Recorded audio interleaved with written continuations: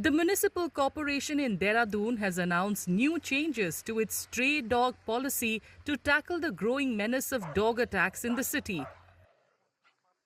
Under the revised policy, aggressive stray dogs will be relocated to shelters where they will undergo specialized training with the support of NGOs to curb their aggressive behavior and ensure they no longer pose a threat to residents.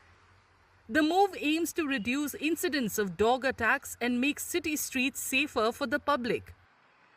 आवारा पशुओं के लिए, आवारा कुत्तों के लिए particularly इस बार नगर निगम ने एक पहल करी है, जिसके तहत हम लोग कोई भी जो हमारे स्ट्रे डॉग्स हैं उनको हम लोग पूर्व में पहले कैस्ट्रेशन करते थे, स्टरलाइजेशन करते थे, उसके बाद हम उनका एक बार वैक्सीनेशन करते थे, 3 से 5 दिन उनको अपने यहाँ रख करके उसको डॉग शेल्टर में रख के उसको हम लोग उसी जगह पर रिलोकेट कर देते थे, छोड़ देते थे।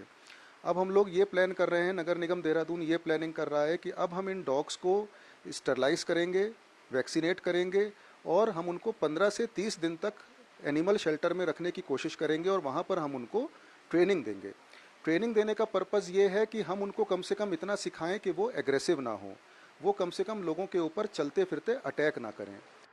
The plan also proposes designated feeding zones for stray dogs. Residents believe such measures will ease the fear many feel around strays and promote safer coexistence in the city. नगर निगम को जो वो लेता ही नहीं है, एक्शन लेता ही नहीं है, करते ही नहीं कुछ भी। अब बना रहा पॉलिसी वो ठीक है, उससे ही अगर ऐसा करते हैं, एक जगह सबको कर देते हैं तो बढ़िया है, अच्छा है, कोई दिक्कत नहीं। उससे ये होगा कि ये लोग कम से कम दूसरे को परेशान तो नहीं करेंगे, आने जाने वाले को परेशान नहीं करेंगे।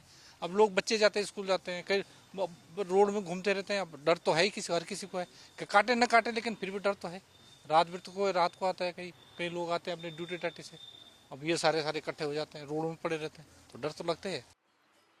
Additionally, strict rules have been introduced for pet dogs, including fines for owners who allow their pets to defecate in public spaces or violate walking regulations.